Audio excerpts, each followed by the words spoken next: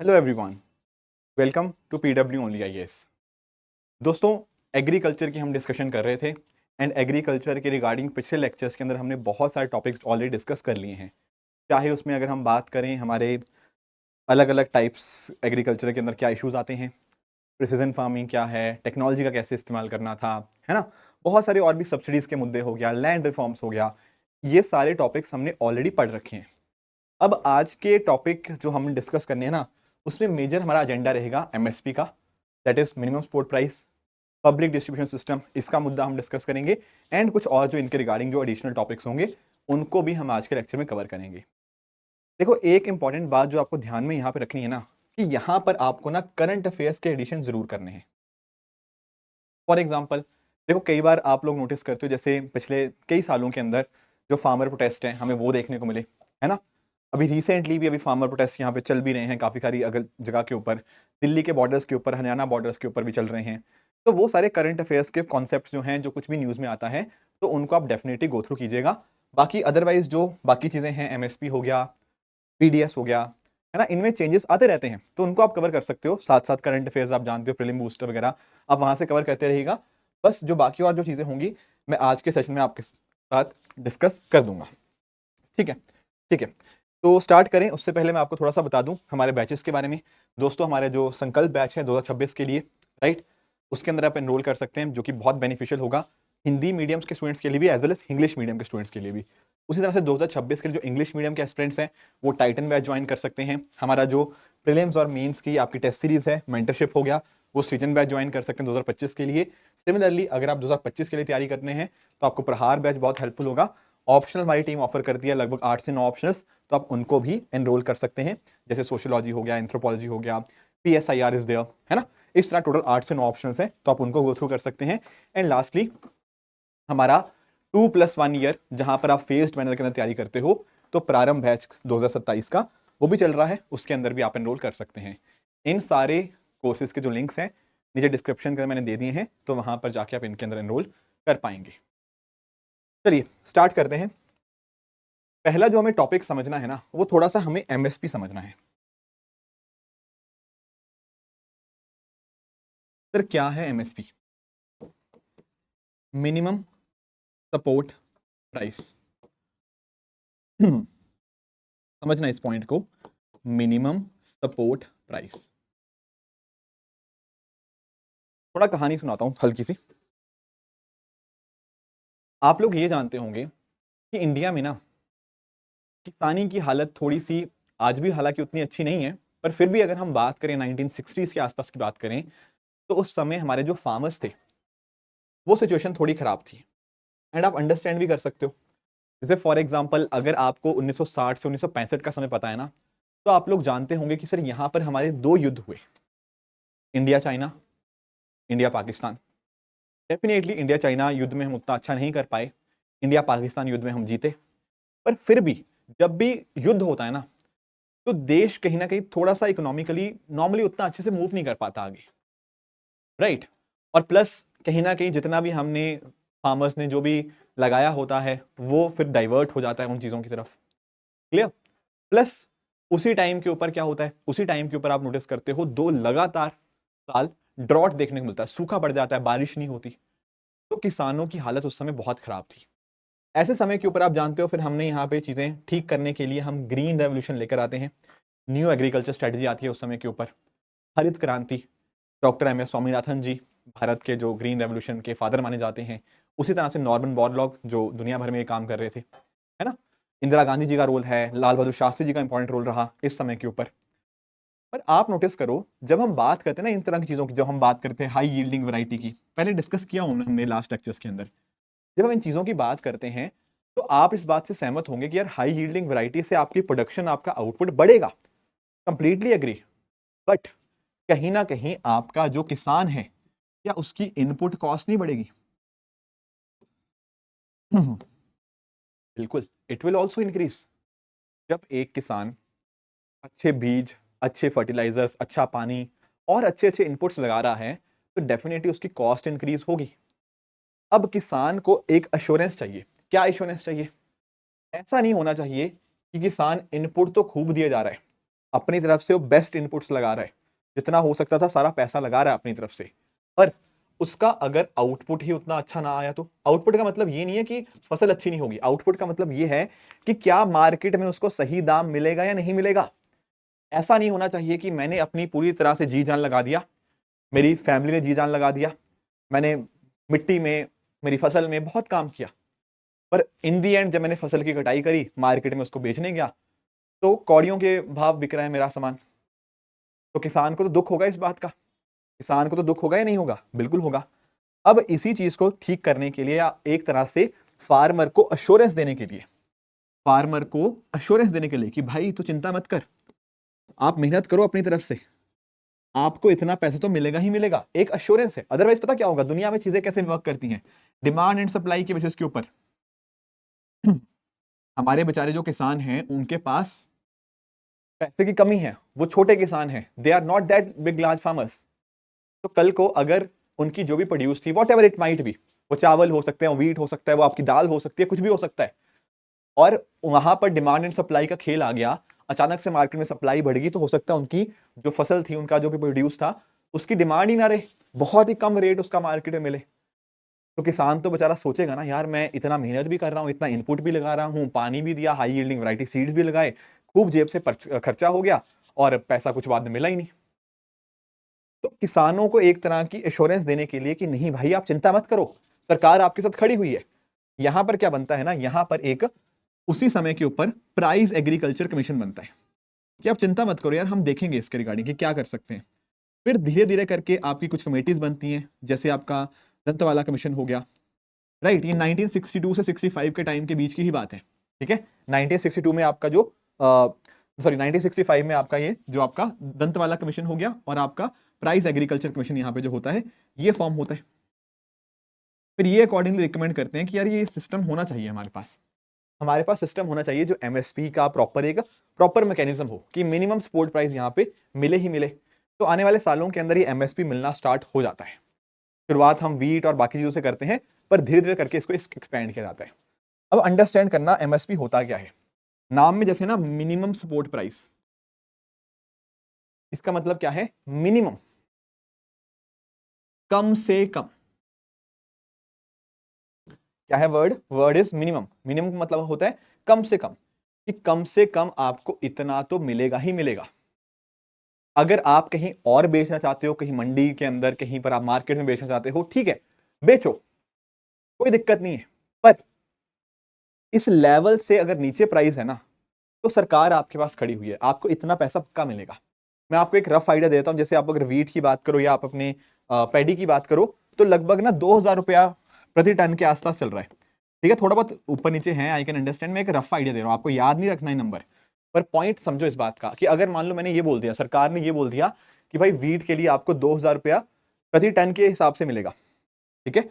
अगर मैंने आपको ये बोल दिया, सॉरी टन नहीं, ये क्विंटल आएगा, sorry I am very sorry for this, quintal लिख लो इसको,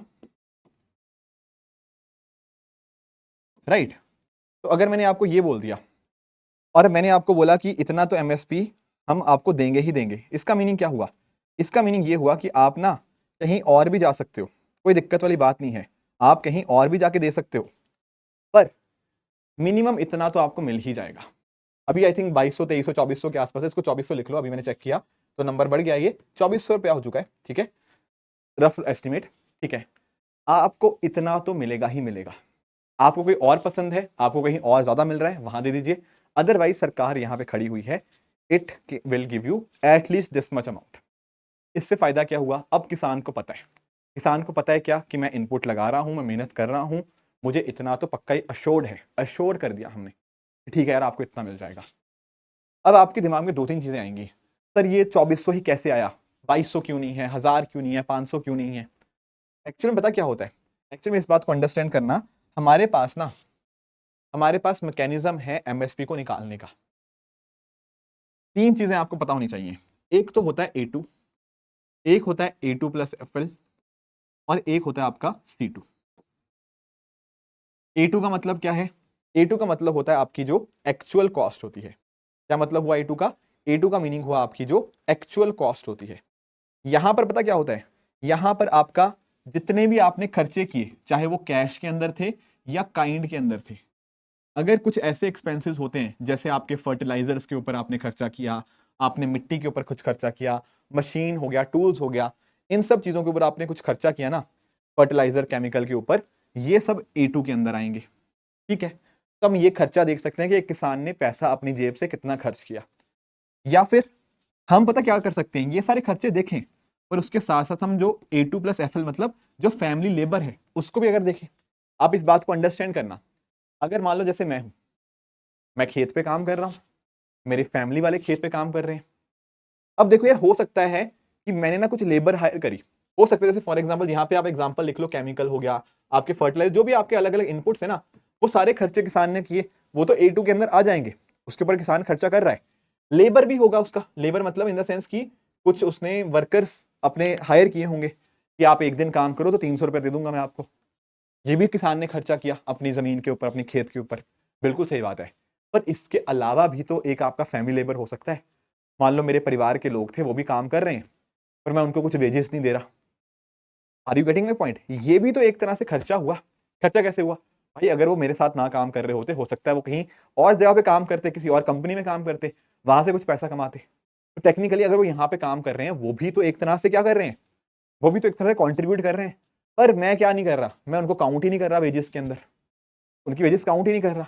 तो A2 प्लस FL में पता क्या होता है, आपका A2 तो होता ही होता है, आपकी जो फैमिली लेबर होती है ना, आप उसको भी इंक्लूड करने लग जाते हो, राइट? आप अपनी फैमिली लेबर को भी आप इंक्लूड करने लग जाते हो, बेसिकली आपकी जो अनपेड फैमिली लेबर है। ठीक है, ये पहला मैकेनिज्म है A2, ये दूसरा मैकेनिज्म हो गया A2 प्लस FL। एक होता है C2, C2 का मतलब होता है कॉम्प्रिहेंसिव कॉस्ट, कॉम्प्रिहेंसिव। यहां पर सारी चीजें आ जाती हैं। सारी चीजें का मतलब क्या, मैं आपको एक सिंपल सा एग्जांपल देता हूं। भाई मेरी जमीन थी, मेरी एक जमीन थी, ठीक है, मैं उस जमीन पे खेती कर रहा हूं, बिल्कुल सही बात है, मैं उस जमीन पे खेती कर रहा हूं। अगर मैं खेती ना कर रहा होता तो क्या मतलब, तो क्या मैं उस जमीन से कुछ रेंट कमा सकता था?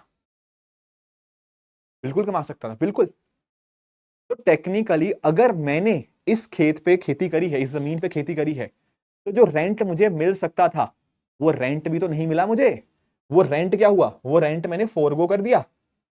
Are you getting my point? Rent forgone, बिल्कुल सही बात है।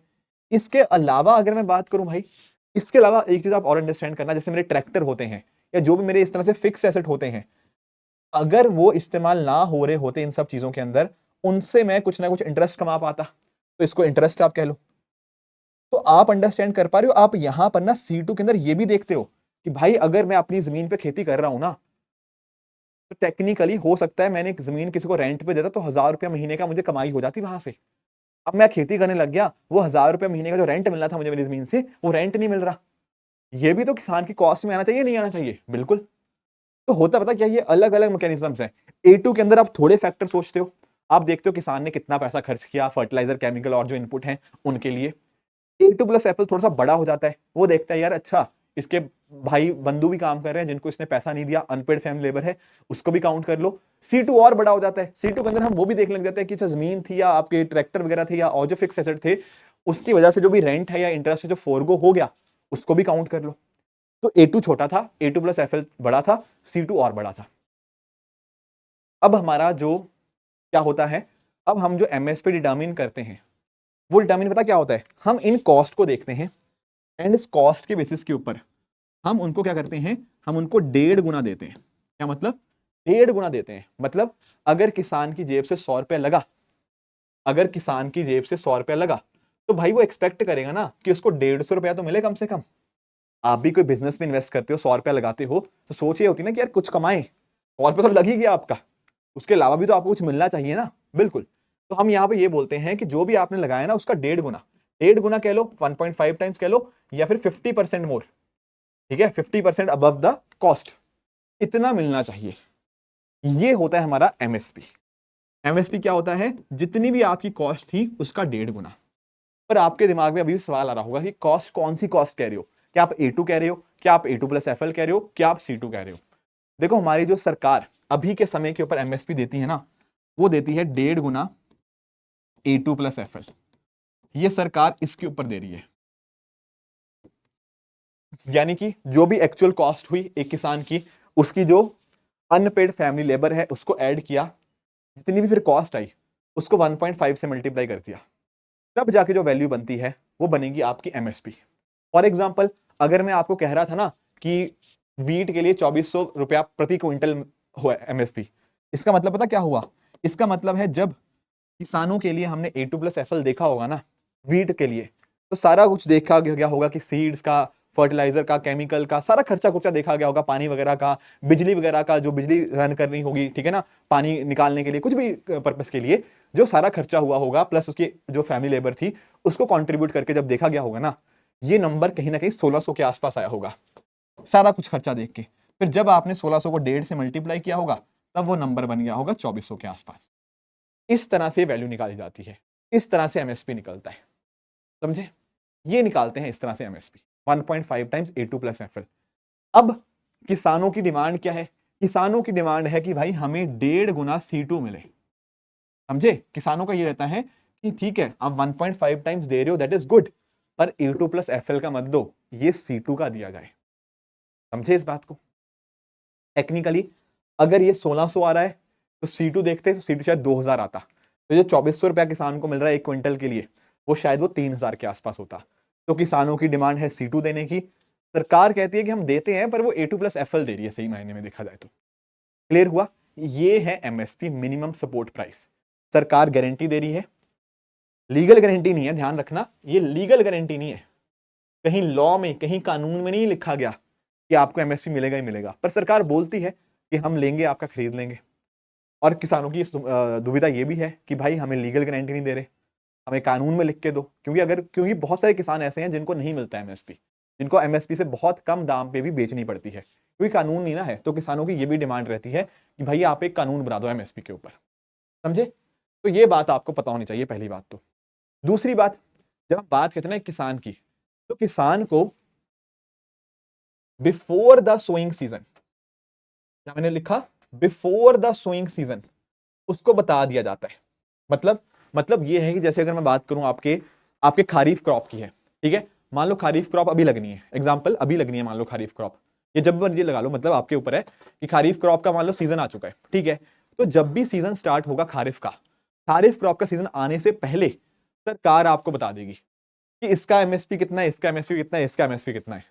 अब किसान के हाथ में है, किसान को लगता है यार अच्छा मैं उगाने लगाऊं, 4-5 ऑप्शन थे मेरे सामने, इसका एमएसपी कम है, इसका एमएसपी ज्यादा है, इसका इतना है। अब किसान के हाथ में रहेगा कि वो कौन सी फसल उगाना पसंद करेगा। Do you understand? तो बहुत इंपॉर्टेंट चीज पता क्या है, कि जो सरकार होती है, it announces MSP when? Before the sowing season. Sow करने से पहले वो एमएसपी अनाउंस कर देती है, ये बात आपको पता होनी चाहिए। अब आपके दिमाग में आएगा सर यहां पर ये कैलकुलेशन कौन करता है, पहली बात हमें ये बता दो। दूसरा, एमएसपी कितना होना चाहिए, वो फाइनल अप्रूवल कौन देता है, ये आप बता दो। तो आपको यहां पे दो संस्थाओं का नाम ध्यान में रखना है। एक है आपका सीएसीपी। सीएसीपी क्या है? CACP stands for commission on agriculture cost and prices.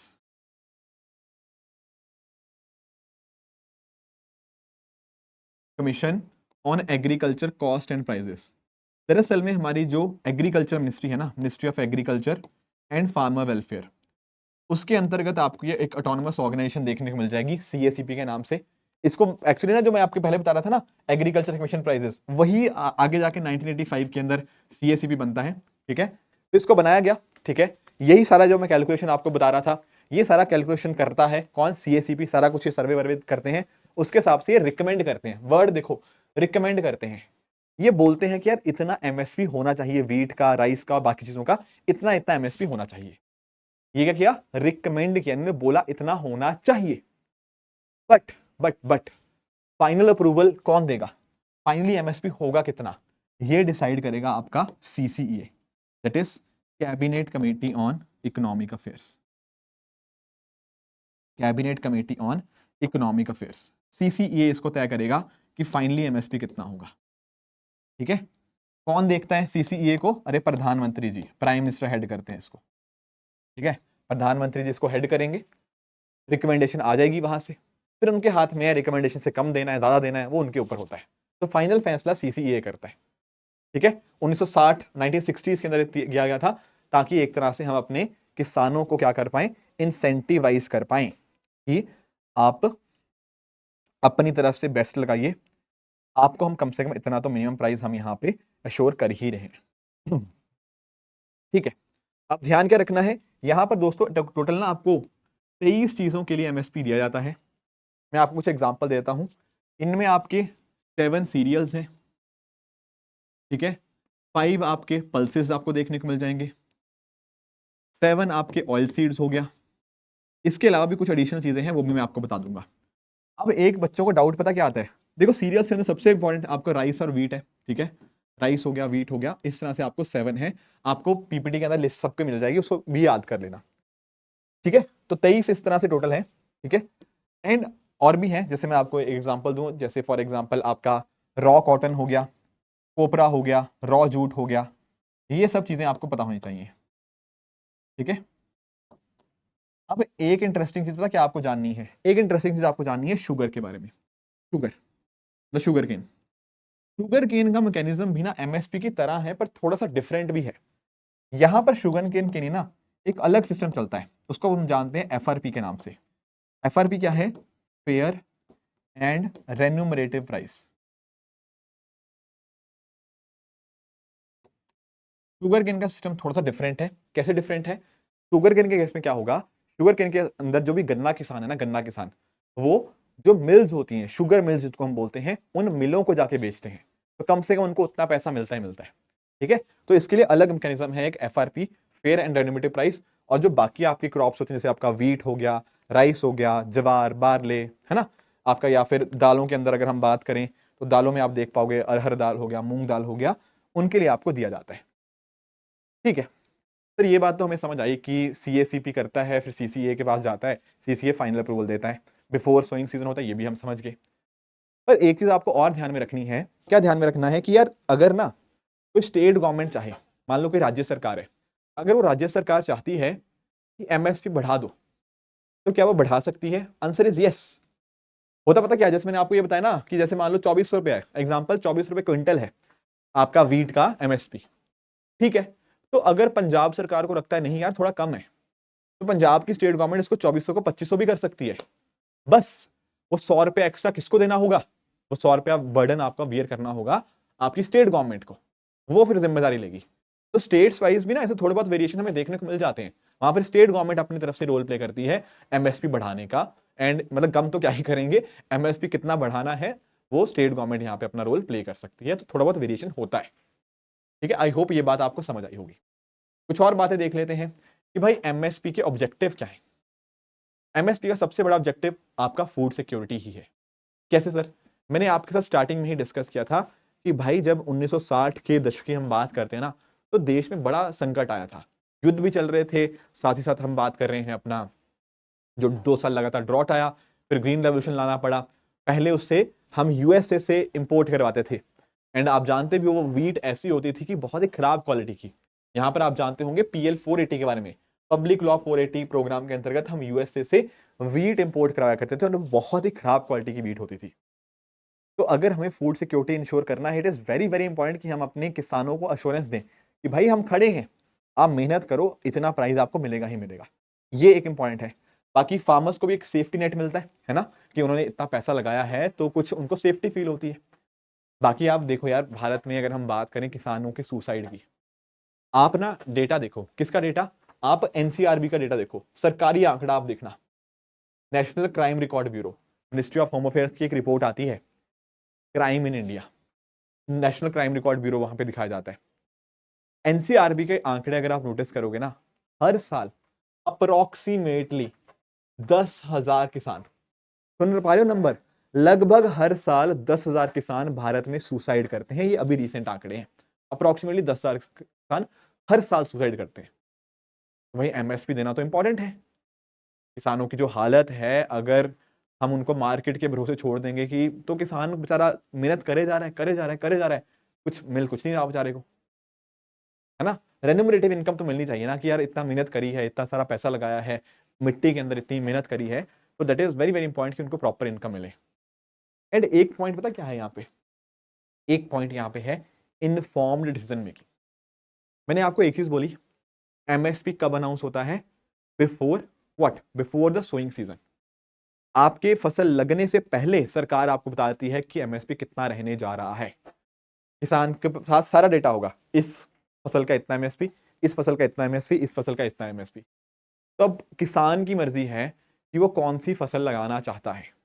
तो इन्फॉर्म डिसीजन मेकिंग यहाँ पे हो जाएगा। ठीक है, किसान की मर्जी है, किसान के पास सारा डेटा पड़ा हुआ है।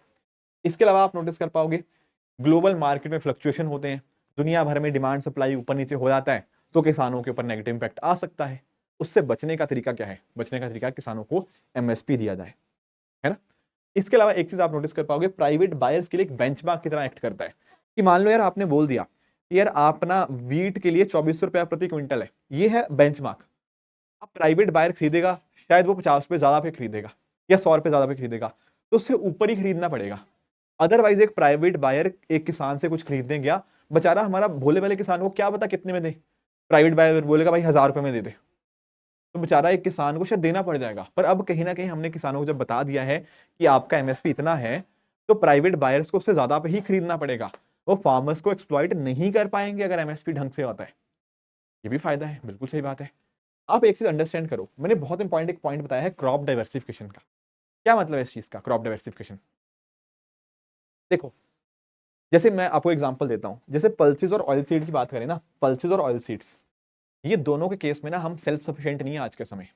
हमारे पास चावल खूब है, हमारे पास वीट खूब है, कई के 2 साल 3 साल के हमारे पास बफर स्टॉक पड़े हुए हैं। हमारे पास ना गोडाउन्स में सामान पड़ा हुआ है राइस का, वीट का। पर अगर हम बात करें पल्सेस की, दालों की बात करें, ऑयल सीड्स की बात करें, यहाँ पर क्या हो रहा है? यहाँ पर we are dependent on other countries. हम वहां से इंपोर्ट करवाते हैं पल्सेस भी, ऑयल सीड्स भी। अभी तक हम सेल्फ सफिशिएंट नहीं हो पाए हैं यहाँ पे, समझे इस बात को। अब मान लो सरकार बोलती है कि यार बहुत हो गया राइस वीट, मतलब है हमारे पास खूब राइस वीट। सरकार सोचती है यार एक काम करते हैं, पल्सेस ऑयल सीड्स, किसानों को बोलते हैं यार पल्सेस लगाओ ज्यादा से ज्यादा, ऑयल सीड लगाओ ज्यादा से ज्यादा। पर मुझे एक चीज बताओ, क्या सिर्फ कहने से हो जाएगा ये बात? किसान ने कल को मोदी जी खड़े होकर बोल दें कि भाई आज से पल्सेस लगा दो, आज से आप ऑयल सीड्स लगा लो, क्या उनकी बात सब लोग सुनेंगे? शायद कुछ लोग सुनेंगे, पर कुछ लोग नहीं भी सुनेंगे कि भाई कहने से क्या होता है।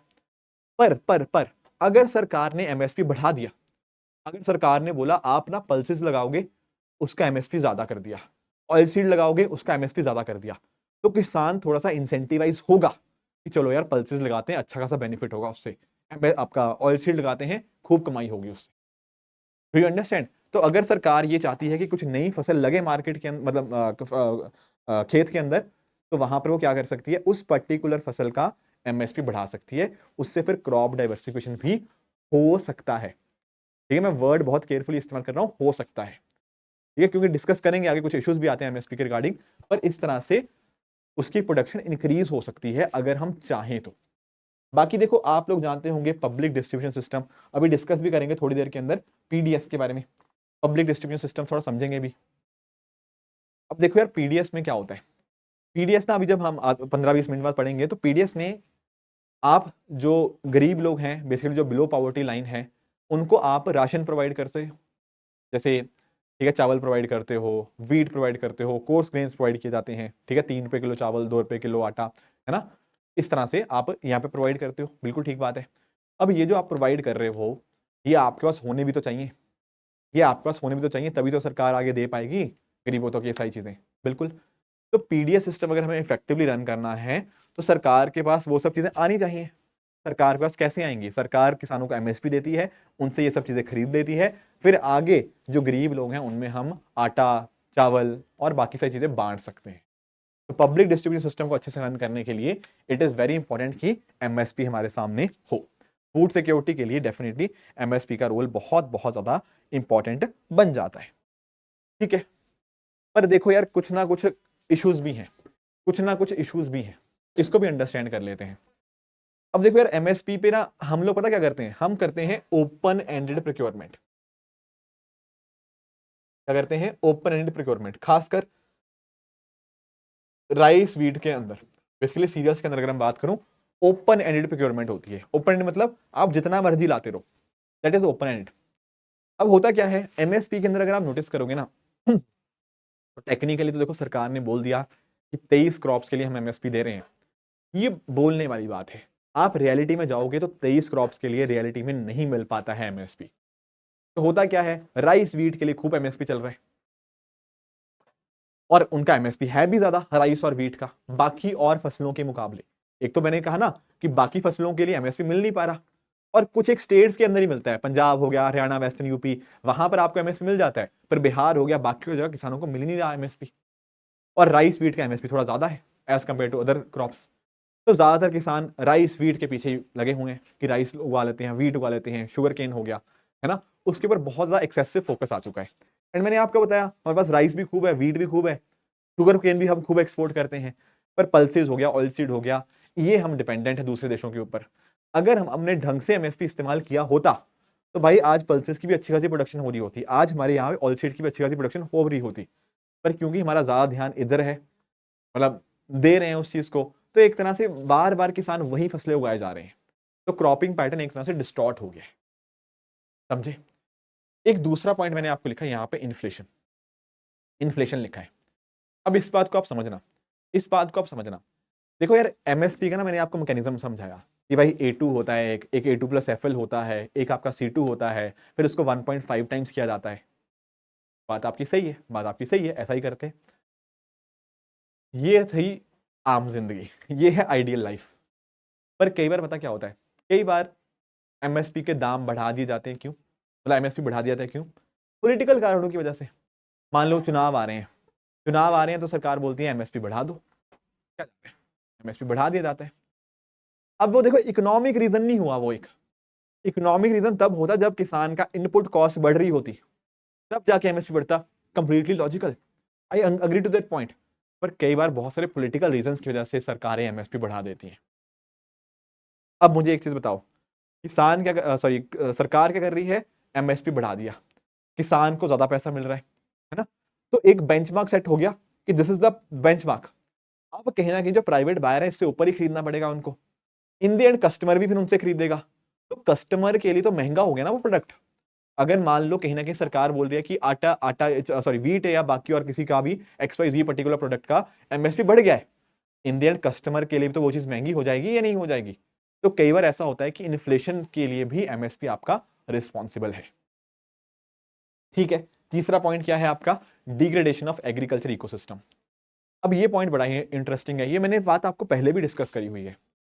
दरअसल में है पता क्या पॉइंट, पॉइंट ये है कि जैसे अगर आप चावल की बात करो, मैंने पहले भी एक एग्जांपल दिया था आप लोगों को कि चावल में जैसे पंजाब में अच्छी खासी चावल की प्रोडक्शन हो रही है। अब टेक्निकली देखा जाए तो पंजाब के बहुत सारे ऐसे एरियाज हैं जहां पर चावल प्रोड्यूस करना बड़ा मुश्किल है, पर हो रहा है। क्यों हो रहा है? क्योंकि चावल का एमएसपी ज्यादा है, चावल का एमएसपी ज्यादा है, इसलिए कर रहे हैं प्रोडक्शन खूब अच्छे से चावल का। हालांकि बहुत मुश्किल है, उस चक्कर में क्या कर रहे हैं, पानी है नहीं, पानी नीचे से निकाले जा रहे हैं, निकाले जा रहे हैं, निकाले जा रहे हैं। वाटर टेबल डाउन हो चुका है वहां पे पंजाब के अंदर बहुत सारे एरियाज के अंदर, और सिर्फ पंजाब की बात नहीं है, बहुत सारे स्टेट्स में ये चल रही है। महाराष्ट्र का आप लोग देखते हो, कई ऐसी जगह के ऊपर आपको शुगर केन लगाया जा रहा है, या फिर वाटर इंटेंसिव या वाटर गजलिंग क्रॉप्स लगाई जिनको बहुत ज्यादा पानी चाहिए, वहां लग ही नहीं सकता, पर लगाया जा रहा है, जबरदस्ती लगा रहे हैं हम वहां पे। क्यों लगा रहे हैं? क्योंकि एमएसपी ज्यादा है। समझ पा रहे हो इस बात को? समझ पा रहे हो? आप लोग जानते हो कि अगर आपको 1 किलो चावल ग्रो करना है ना, 1 किलो चावल, कोई आइडिया है कितना पानी चाहिए? कितना पानी चाहिए, कोई आइडिया है? द आंसर इज, इसके लिए पानी चाहिए कुछ 3,000, 4,000, 5,000 लीटर, डिपेंडिंग ऑन कौन से रीजन में है। 4-5 हजार लीटर पानी चाहिए 1 किलो चावल लगाने के लिए। बहुत जगह पानी है ही नहीं, लग रहा है, फिर भी लग रहा है, कोशिश कर रहे हैं नीचे से पानी निकाल लो। तो क्या होगा भाई, इकोसिस्टम तो डिग्रेड होगा ही होगा, इकोसिस्टम तो डिग्रेड होगा ही होगा, है कि नहीं? तो ये सब समस्याएं आ रही हैं। बाकी अगर हम बात करें एमएसपी की, आप नोटिस कर पाओगे जैसे शांता कुमार कमेटी एक बनी, शांता कुमार कमेटी ने यह देखा कि भाई देश में अंदर ना सिर्फ 6% किसानों को एमएसपी का फायदा मिल रहा है, सिर्फ 6%। बाकी 94% को एमएसपी का अता पता ही नहीं है, उनको मिल ही नहीं रहा, मिल ही नहीं रहा एमएसपी उनको। ये सरकार की कमेटी है, मैं नहीं बोल रहा ये बात, ये शांता कुमार कमेटी ने बोला ये कि 94% किसानों को एमएसपी का फायदा मिल ही नहीं रहा। बेचारों के प्रोडक्ट बहुत ही सस्ते में बिक रहे हैं मार्केट के अंदर, वो किसान पूरा मेहनत करता रहता है, वहां पे है ही नहीं एमएसपी पे प्रोक्योरमेंट होने का सिस्टम। बिहार के अंदर चले जाओ, है ही नहीं सिस्टम, तो कहां से होगा? किसान फिर तो क्या है, किसान तो फिर तो भगवान भरोसे ये है कि नहीं। बाकी और एग्जांपल जैसे मैंने दिया आपको कि पंजाब से खूब हो रहा है, आपके हरियाणा से खूब प्रोक्योरमेंट हो रहा है, बाकी जगह कब होगा भाई प्रोक्योरमेंट, बाकी जगह भी प्रोक्योरमेंट करो। पेमेंट्स कई बार नहीं मिलती किसानों को, ये भी एक दिक्कत आती है। बाकी पता क्या होता है, एक ना आप लोगों को मैं जब लास्ट चैप्टर डिस्कस करेंगे ना, वहां पर मैं आपको एम्बर बॉक्स सब्सिडी के बारे में पढ़ाऊंगा। क्या पढ़ाऊंगे? एम्बर बॉक्स सब्सिडी के बारे में। एम्बर बॉक्स सब्सिडी की जब हम बात करते हैं ना, इट मींस व्हाट, इसका मतलब ये होता है कि लेट्स से अगर हमने एमएसपी बढ़ाया किसी पर्टिकुलर प्रोडक्ट के लिए, तो उससे ना इंटरनेशनल लेवल के ऊपर चैलेंजेस आ जाते हैं। किस तरह के चैलेंजेस? ये क्या है, हम जब एमएसपी दे रहे हैं, ये क्या है, एक तरह की सब्सिडी है। अब होता पता क्या है, ऐसा बोला गया कि जैसे भारत एक डेवलपिंग कंट्री है। क्या है? Developing country. तो भारत क्या कर सकता है, भारत केवल और केवल ना 10% तक ही सब्सिडी दे सकता है जितना एग्रीकल्चर प्रोडक्शन था उसका, सिर्फ 10% तक हम कर सकते हैं। 16 नहीं है, 10 है, 10 है ये, 10% तक। डेवलप्ड कंट्रीज के लिए लिमिट 5% है, डेवलपिंग के लिए हमारी 10% है। पर अगर हम एमएसपी ज्यादा करते हैं तो कहीं ना कहीं ये लिमिट ब्रीच होती है। लिमिट ब्रीच होती है तो एम्बर बॉक्स जो था कहीं ना कहीं वो सब्सिडी ब्रीच होती है, ट्रेड डिस्टॉर्शन हो जाता है इससे, एंड इससे कहीं ना कहीं फिर हमारे ऊपर एलिगेशंस लगते हैं अलग अलग कंट्रीज के द्वारा। तो ये कुछ समस्याएं भी हमें एमएसपी के कॉरस्पॉन्डिंग देखने को मिल जाती हैं, जिनके बारे में आपको थोड़ा पता होना चाहिए। ठीक है। बाकी इसके अलावा देखो, मैंने जैसे आपको बताया, हमारे पास हम एमएसपी पे प्रोक्योरमेंट तो कर लेते हैं, पर हमारे पास उस तरह के स्टोरेज हाउसेज ही नहीं है, वेयर हाउसेज ही नहीं है। ठीक है, वेयर हाउसेज नहीं होंगे, और even technologically advance warehouses तो बहुत ही कम है। आप लोगों ने कई बार ना खबरों में सुना होगा कि यार वहां पे हमने फसल रखी थी एफसीआई के अंदर, एफसीआई गोडाउन्स के अंदर, वहां पर फसल खराब होगी, कहीं पर चूहे खा गए, कहीं पर बारिश हो गई, उस वजह से मॉइस्चर की वजह से खराब हो चुकी है। दिक्कत तो आनी ही आनी है, और ऊपर से सरकार का खर्चा बहुत ज्यादा हो जाता है। जब इतना सारा चीजें हमने प्रोक्योर कर लिया है ना, उनको रखने का इतना सारा खर्चा, तो वो चीजें इकोनॉमिकली अनसस्टेनेबल हो जाती है। सरकार को बहुत बड़े लेवल पे, मैसिव लेवल पे चीजों के ऊपर खर्चा करना पड़ता है। एफसीआई के ऊपर खर्चा, जो फूड कॉर्पोरेशन ऑफ इंडिया है, उसको बहुत ज्यादा पैसा खर्च करना पड़ता है इन चीजों को मेंटेन करने के लिए। समस्या है। ओपन एंडेड प्रोक्योरमेंट आपको बताया था ना, तो इतना ज्यादा एफसीआई ने अपने पास रख रखा है, 2 साल 3 साल का स्टॉक है, तो कॉस्ट तो आनी है, उसको कॉस्ट बेयर करना है। और इससे क्या होता है, सरकार का फिस्कल डेफिसिट, सरकार का घाटा बढ़ता जा रहा है, इतनी ज्यादा सब्सिडी दे रहे हैं। समस्या तो है। तो ये सब समस्याएं हैं एमएसपी के रिगार्डिंग। ठीक है, दोनों बातें मैंने आपको बताई। यार एमएसपी में फायदे भी थे, किसानों को डेफिनेटली मदद होती है, पर कुछ ना कुछ नुकसान भी थे।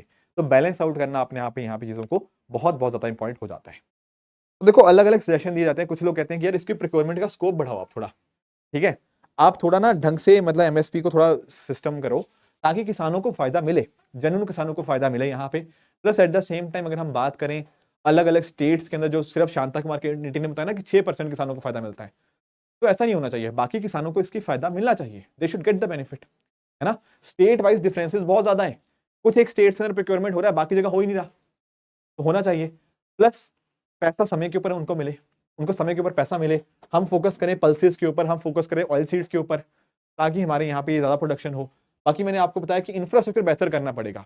आपका स्टोरेज फैसिलिटीज अच्छी नहीं होंगी तो प्रोक्योर करे जा रहे हो, फिर वो वेस्ट हो जा रहा है, कोई सेंस ही नहीं है उस बात की, कोई सेंस ही नहीं है उस बात की।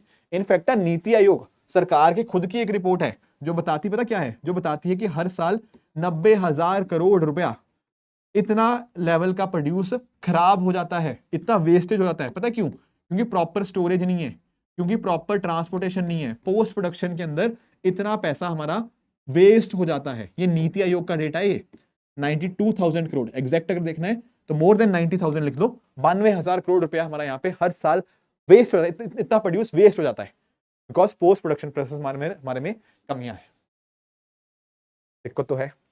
बाकी अवेयरनेस हम इंक्रीज करेंगे कृषि विज्ञान केंद्र के माध्यम से, तो हम एक्सपेक्ट कर सकते हैं कि आने वाले समय के अंदर जो चीज़ें हैं वो थोड़ी सी बदलेंगी, एंड हमारे किसानों को जो समस्याएं फेस हो रही हैं वो समस्याएं हम काफ़ी हद तक उनको रिड्यूस कर पाएंगे। ये बात आपको पता होनी चाहिए with regards to MSP. I hope ये पूरा पूरा मुद्दा था एमएसपी का, इसके रिगार्डिंग आपको क्लैरिटी मिल गई होगी। ठीक है, एमएसपी का मुद्दा तो समझ आया, पॉजिटिव नेगेटिव हमने सारी चीजें समझी। अब हम थोड़ा सा ना फूड सिक्योरिटी की बात करते हैं। किसकी बात करते हैं? फूड सिक्योरिटी की। देखो आप लोग ना जानते होंगे, जैसे हमारा सस्टेनेबल डेवलपमेंट गोल है ना, आप लोगों को पता होगा हमने सस्टेनेबल डेवलपमेंट गोल्स बनाए हुए हैं जो कि हमने मतलब पूरी दुनिया ने यूनाइटेड नेशन के एसडीजी गोल्स हैं जो कि हमें 2030 तक अचीव करने हैं। हमारे पास 2030 तक का समय है इन गोल्स को अचीव करने के लिए। सही बात है।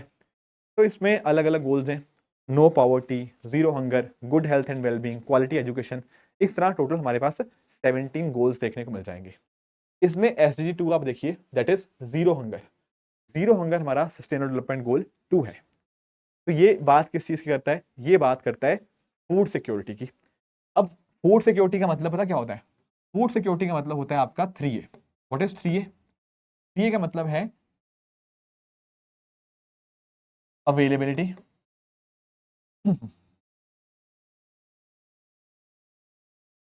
अफोर्डेबिलिटी एंड आपका तीसरा जो पॉइंट है that is with regards to आपका एक्सेसिबिलिटी।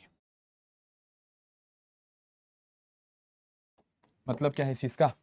देखो, पहली बात तो अगर फूड सिक्योरिटी मैं अभी एमएसपी के अंदर भी बात कर रहा था फूड सिक्योरिटी के लिए, सबसे पहली चीज है अवेलेबिलिटी होनी चाहिए। फूड ग्रेन्स अगर अवेलेबल ही नहीं होंगे, आपके पास होंगे ही नहीं, तो कहां से आप अपने आप को फूड सिक्योर नेशन बोल पाओगे? सबसे इंपॉर्टेंट पॉइंट है अफोर्डेबल, सॉरी अवेलेबल होना। अवेलेबल के बाद पॉइंट आता है एक्सेसिबिलिटी का। एक्सेसिबिलिटी मतलब it should be with in your reach. ऐसा नहीं होना चाहिए कि फूड ग्रेन्स तो हैं भाई, हाँ, पर मेरे घर से 100 किलोमीटर दूर है, they are not within my reach. Getting the point? तो एक्सेसिबल होना चाहिए हर बंदे के लिए, प्लस अफोर्डेबल होना चाहिए कि खाना है, फूड है भी पास में, पर मिल रहा है 100 रुपए 500 रुपए किलो, तो अफोर्डेबल नहीं हुआ। अगर ये तीनों के तीनों कॉम्बिनेशन आ जाते हैं, अवेलेबिलिटी, अफोर्डेबिलिटी, एक्सेसिबिलिटी, तभी हम कह पाते हैं कि वो चीज क्या है, दैट इज फूड सिक्योर। वहां पे देश के अंदर फूड सिक्योरिटी आ चुकी है। ठीक है, ठीक है, ठीक है। अभी हमने एमएसपी को पढ़ा, तो होता पता क्या है? होता दरअसल में यह है कि जैसे मान लो हमारा ये किसान था, ये था हमारा फार्मर, ठीक है। अब किसान था, बिल्कुल। किसान से पता क्या किया? किसान से हमने प्रोक्योरमेंट करी। किस रेट के ऊपर? अरे भाई अभी तो डिस्कस किया, एमएसपी के ऊपर हमने प्रोक्योर किया, मिनिमम सपोर्ट प्राइस के ऊपर हमने यहाँ पे सरकार ने प्रोक्योर किया। किसने? एफसीआई ने, food corporation of India, basically जो आपका सेंट्रल गवर्नमेंट है, उसने यहाँ पर इसने प्रोक्योर किया, एफसीआई ने, फार्मर से। फिर सेंटर क्या करेगा? सेंटर भाई इसको स्टेट गवर्नमेंट को देगा, अलग अलग स्टेट्स को देगा, ठीक है। फिर स्टेट गवर्नमेंट की जिम्मेदारी है, स्टेट गवर्नमेंट क्या करती है? आपके जो बेनिफिशियरीज होती हैं, उन बेनिफिशियरीज को आइडेंटिफाई करती है। What do you mean by beneficiary identification? Beneficiary identification का मतलब बहुत ही सिंपल सा है, किसको फायदा मिलना चाहिए एंड किसको फायदा नहीं मिलना चाहिए।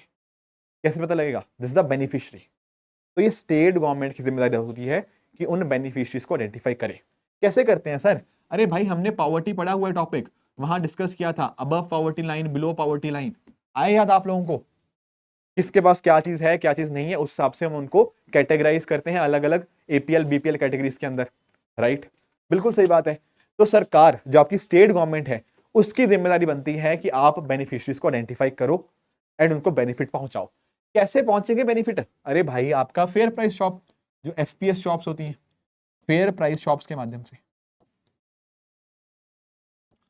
Getting it? Getting it? FPS shops के माध्यम से हम यहाँ पर अपने लोगों तक ये बेनिफिट पहुंचा पाएंगे। क्या मिलता है? अरे भाई चावल मिलते हैं, आपका आटा हो गया, कोर्स ग्रेन्स हो गया, वो सब चीजें दी जाती हैं। अभी डिस्कस करूंगा नेशनल फूड सिक्योरिटी एक्ट, तो आपको समझ आएगा। पर आप एक बात समझ पा रहे हो, यहां पर रोल किसका है? सेंट्रल गवर्नमेंट का। प्रोक्योरमेंट के बाद सेंट्रल गवर्नमेंट ने स्टेट गवर्नमेंट को दिया, फिर आगे रोल आपका जो आता है वो किसका आ जाता है? वो आपका स्टेट गवर्नमेंट का इस तरह से रोल आ जाता है, ठीक है। तो यहां पर आपको एक बात और ध्यान में रखनी है कि सेंट्रल गवर्नमेंट ना यहां पर एक सीआईपी इशू करती है, सेंट्रल इशू प्राइस। किस रेट पे वो चीजें इशू हो रही हैं, राइट? इसको बोलते हैं सीआईपी, सेंट्रल इशू प्राइस। जैसे ये 3 पे मतलब चावल का क्या रेट होगा, वीट का क्या रेट होगा, वो आगे डिस्कस कर लूंगा आप लोगों के साथ। पर आप एक बार नोटिस कर रहे हो, सरकार को यहां पर बहुत बड़े लेवल का लॉस होता है। कैसे लॉस होगा? अरे भाई सरकार एमएसपी पे खरीद रही है किसानों से, और एमएसपी ज्यादा है, मतलब ठीक है एमएसपी ठीक है, और जब हमने अपनी जनता को, हमने अपने लोगों तक वो चीज पहुंचानी है, तो बहुत ही कम रेट के ऊपर हम देते हैं, 3 रुपए 2 रुपए 1 रुपए, इस रेट के ऊपर दिया जाता है। तो जितने में खरीदा, लेट से वो 10 रुपए था या 20 रुपए वट, और हम दे रहे हैं आगे कितने में? 3 रुपए 2 रुपए के हिसाब से। तो बीच वाला ये कहां हुआ? ये लॉस हुआ ना सरकार के लिए, this is loss to central government, ठीक है, ये बात आपको पता होनी चाहिए। ये ऐसे आपका जो पब्लिक डिस्ट्रीब्यूशन सिस्टम मैकेनिज्म है, ये ऐसे आपका वर्क करता है। आई होप ये बात आप समझ पाए होंगे। ठीक है, तो अगर मैं बात करता हूं ना इकोनॉमिक कॉस्ट की, तो आप इस बात को यहां पे देखना, इकोनॉमिक कॉस्ट में तीन चीजें आती हैं। एक होता है आपका प्रोक्योरमेंट कॉस्ट, एक है प्रोक्योरमेंट प्राइस, और एक होता है डिस्ट्रीब्यूशन कॉस्ट। प्रोक्योरमेंट प्राइस क्या है? अरे भाई एमएसपी, जिस रेट के ऊपर सरकार ने प्रोक्योर किया किसानों से, that is procurement price. Whatever the price the government has paid in order to procure that particular thing, that is procurement price.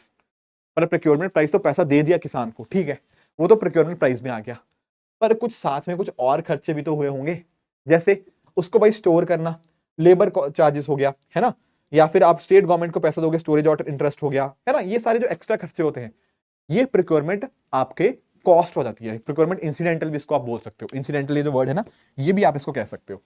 फिर जब डिस्ट्रीब्यूशन होता है तो डिस्ट्रीब्यूशन कॉस्ट भी उसमें कुछ आएगी, उसमें भी हैंडलिंग, फ्रेट हो गया, इंटरेस्ट चार्जेस, या कुछ ट्रांसपोर्टेशन एंड स्टोरेज के समय लॉस हो गया, ये सब भी तो आएगा। तो यानी कि एक तो सरकार ने वो पैसा दिया जो किसान को दिया, वो प्रोक्योरमेंट प्राइस हो गया।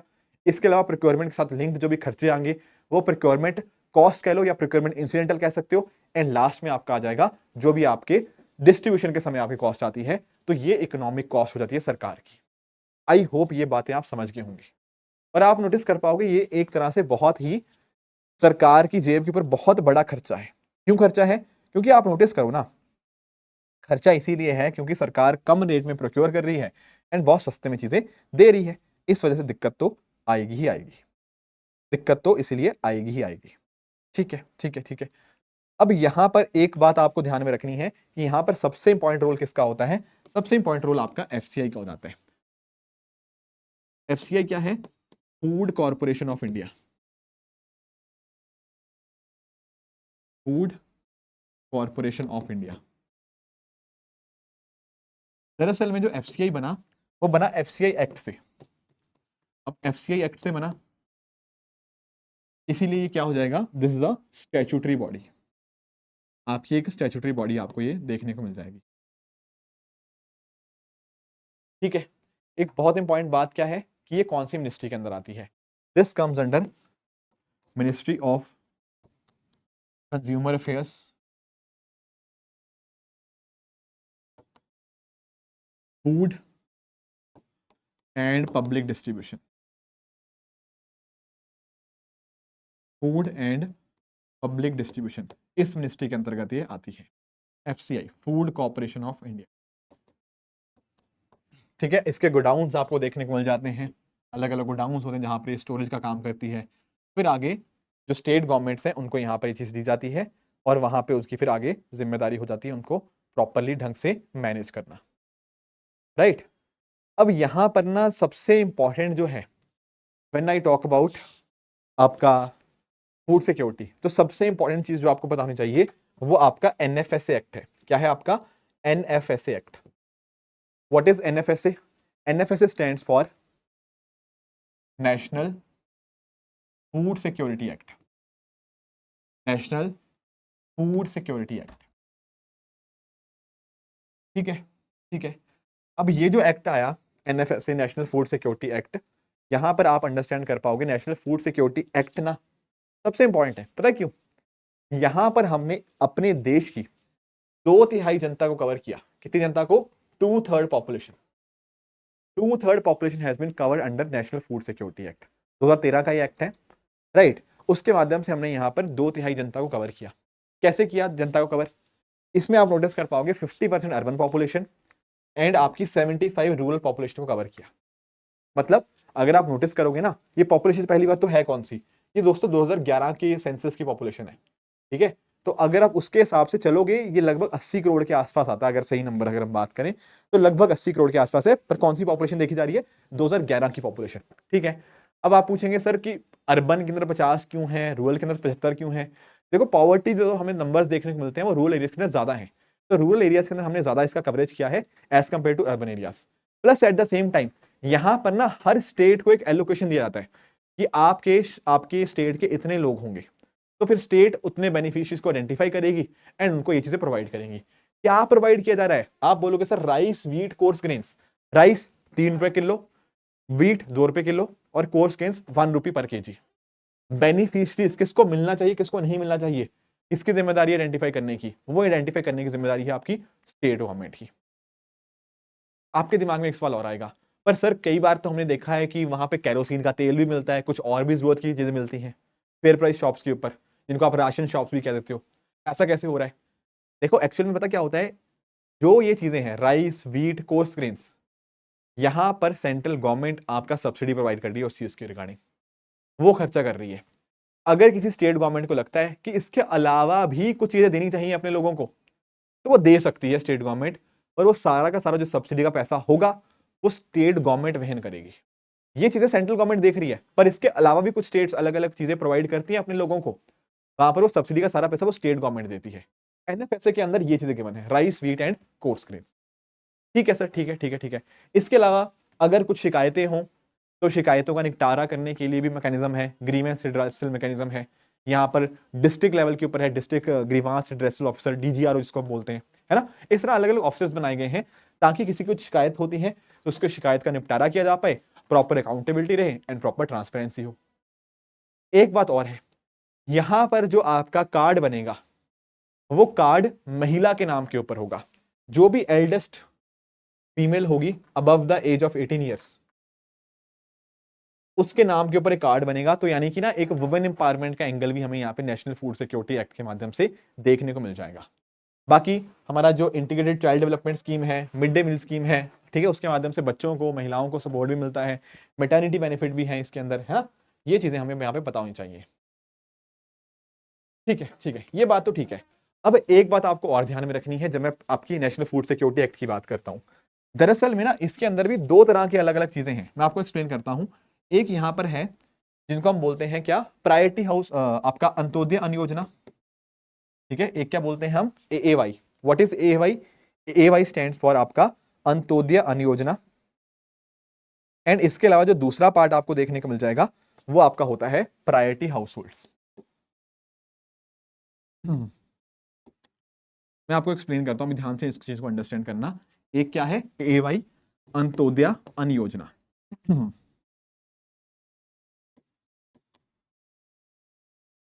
क्या मतलब हुआ इस चीज का? देखो अंत्योदय वर्ड आपने सुना है, अंत्योदय वर्ड आप लोगों ने सुना होगा। Antyodaya word stands for poorest of the poor. क्या वर्ड है? पुअरेस्ट ऑफ द पुअर, गरीबों में भी सबसे ज्यादा जो गरीब है वो है आपके अंत्योदय।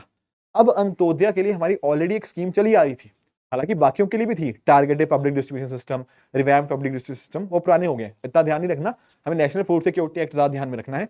इसमें क्या होता है, आपकी एक और स्कीम थी अंत्योदय अन्न योजना। यहां पर क्या होता था, जो सबसे ज्यादा गरीब लोग हैं ना, उनके लिए हमारी ऑलरेडी स्कीम थी एएवाई। यहां पर क्या होता था, जो भी अंत्योदय अन्न योजना के अंदर कवर है ना, जो सबसे गरीब परिवार हैं, उनको 35 किलो राशन प्रति मंथ मिलता है, 35 kg पर मंथ, ये मिलता था अंत्योदय अन्न योजना के अंतर्गत।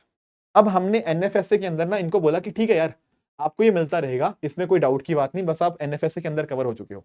तो पर फैमिली मिलता है ये 35 किलो पर मंथ पर फैमिली, 35 किलो यहाँ पे मिलता है। पर जो बाकी लोग हैं, जो बाकी लोग हैं वो कवर होते हैं प्रायोरिटी हाउस होल्ड के अंदर। यहां पर क्या होगा, यहां पर 5 kg पर पर्सन पर मंथ। फर्क समझना इस चीज को। अंत्योदय अन्न योजना पुअरेस्ट ऑफ द पुअर, सबसे गरीब जो लोग हैं उनके परिवार को महीने का 35 किलो मिलेगा। पर प्रायोरिटी हाउस होल्ड में क्या होता है, एक व्यक्ति को महीने का 5 किलो मिलेगा। हो सकता है किसी जगह आप लोगों ने यहां पे पढ़ लो कि 25 किलो पर हाउस होल्ड, आप पढ़ लो, दरअसल में लिखा 5 किलो ही है, पर होता पता क्या है, नॉर्मली हम हाउस होल्ड की जब हम बात कर लेते हैं ना, तो उसमें 5 लोग मान लिए जाते हैं, नॉर्मली हम लोग मान लेते हैं। तो लिखा यही हुआ है 5 kg पर पर्सन पर मंथ, पर कई जगह उसको कन्वर्ट भी किया जाता है फिर 25 kg के अंदर, पर नॉर्मली हम 5 kg पर पर्सन पर मंथ मानेंगे प्रायोरिटी हाउस होल्ड। अंत्योदय अन्न योजना का क्राइटेरिया फैमिली के हिसाब से डिफाइंड है, 35 किलो प्रति फैमिली पर मंथ। समझे? ये आपका नेशनल फूड सिक्योरिटी एक्ट हमें यहाँ पे इस तरह से हमें देखने को, ये मैकेनिज्म देखने को मिल जाएगा। ठीक है, ठीक है, ठीक है। ये सारे कुछ सेलिएंट फीचर है किस चीज के, ये सेलिएंट फीचर है आपके नेशनल फूड सिक्योरिटी एक्ट के। चलो सर, ये बात भी क्लियर हुई, इसके सेलिएंट फीचर भी हमें समझ आ गए। ठीक है, अब यहाँ पे अंडरस्टैंड क्या करना है, यहाँ पे अंडरस्टैंड करना है कि इसका ऑब्जेक्टिव चलो हम समझ ही गए होंगे, इसमें ज़्यादा कोई दिक्कत वाली बात ही नहीं है कि हम इसको इंप्लीमेंट कर रहे हैं नेशनल फूड सिक्योरिटी एक्ट के माध्यम से, सोशल जस्टिस की हम बात कर रहे हैं। देखो सबसे पहली बात आप यहाँ पे ये समझो कि सरकार ने ना अपनी अप्रोच में यहाँ पे चेंज किया है। सरकार ने बहुत ही ध्यान से ये बात बोल दी है कि भाई जो हम आपको ये पैसा दे रहे हैं ना, सॉरी पैसा नहीं, आपको जो चीजें प्रोवाइड कर रहे हैं, यहां पर हम आपके ऊपर कोई कोई एक तरह से उपकार नहीं कर रहे। This is your right, this is your entitlement, ये आपका हक है, ठीक है, you are entitled for this. ऐसा नहीं है कि हैंड्स ऑफ अप्रोच है कि मैं अपनी जेब से आपको दे रहा हूं, आपको खाना खिला रहा हूं, नहीं, ये सरकार का मतलब जो सामने वाला बंदा है उसका ये हक बनता है, ये राइट है उस वाले सामने बंदे का, ठीक है। प्लस अगर हम बात करें, ये मदद करता है अलग अलग पॉवर्टी प्रोग्राम्स को भी बफर स्टॉक मेंटेन करने के अंदर हमारी मदद करता है ना, कि सरकार बफर स्टॉक रखती है। क्यों रखती है? ताकि पीडीएस के माध्यम से लोगों तक ये चीज प्रोवाइड करी जा पाए, न्यूट्रिशनल सिक्योरिटी इसके माध्यम से हो पाएगी, एंड फूड प्राइसेस भी हम सस्टेनेबल यहाँ पे मतलब स्टेबलाइज यहाँ पे कर सकते हैं। एक्चुअली पता क्या होता है, सरकार ने बफर स्टॉक बना लिए, सरकार के पास खूब सारा राइस वीट वगैरह पड़ा हुआ है, बाकी चीजें पड़ी हुई हैं, अब सरकार के पास गोडाउन में पड़ा हुआ है, सरकार को लगता है मार्केट में किसी चीज का दाम कम या ज्यादा हो गया, कई बार होता है ना कि किसी चीज का दाम बढ़ जाता है, कम हो जाता है, तो सरकार के पास जब बफर स्टॉक पड़ा हुआ है तो सरकार क्या कर सकती है, उस बफर स्टॉक का इस्तेमाल कर सकती है। क्यों कर सकती है? बफर स्टॉक का इस्तेमाल कैसे होगा? अगर मान लो मार्केट में डिमांड बढ़ी हुई है किसी पर्टिकुलर प्रोडक्ट की, तो सरकार पता क्या कर सकती है, अपने बफर स्टॉक में से वो सामान मार्केट में डाल देगी। बढ़ी हुई डिमांड थी तो कोई दिक्कत नहीं है, सरकार ने यहां से उस चीज को बाहर निकाल दिया तो सप्लाई भी बढ़ गई, डिमांड एंड सप्लाई मैच कर गए, तो दाम नीचे आ जाएंगे उस चीज के। अगर मान लो किसी चीज के जो प्राइस है बहुत ही कम हो रखे हैं, तो सरकार उसको खरीद सकती है, तो सरकार उसकी सप्लाई कम कर देगी, तो आप ऑटोमेटिकली उसकी जो प्राइस है वो बढ़ सकते हैं। तो इस चीज का भी इस्तेमाल किया जा सकता है स्टेबलाइजिंग फूड प्राइसेस के अंदर। बाकी देखो यार, यहां पर भी समस्याएं बहुत है, ठीक है, पब्लिक डिस्ट्रीब्यूशन सिस्टम में भी कुछ ना कुछ समस्याएं हैं। आप पूछोगे क्या समस्या आ गई इसके अंदर, इतना बढ़िया तो चल रहा है, खाना मिल रहा है लोगों को बहुत बढ़िया, समस्याएं हैं।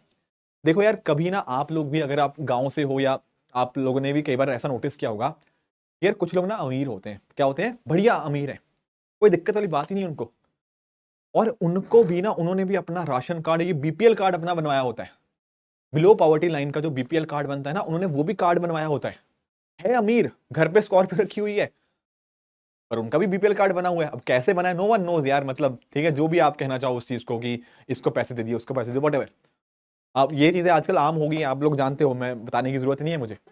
पर आप एक चीज अंडरस्टैंड करो कि एक अमीर इंसान है, वो भी बीपीएल कार्ड बनवा के इस स्कीम का बेनिफिट उठा रहा है, ये तो गलत बात है।